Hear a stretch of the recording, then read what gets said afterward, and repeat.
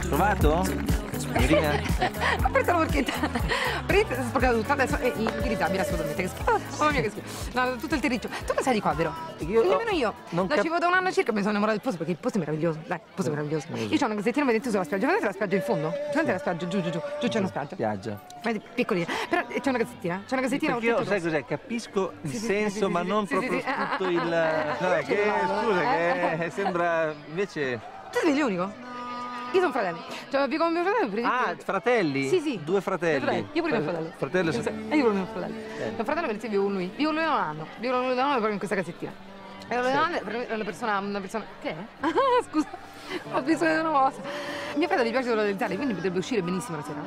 Soltanto che sera non vuole uscire. Non vuole uscire perché non se la sentiva, perché era arrabbiato, incazzato nero, era veramente rimasto dentro casa. Rimasto dentro casa perché? Perché l'Inter ha perso 3-0. Ma no! Ma perché? Ma che bisogno c'era di dire questa cosa qua adesso? Perché?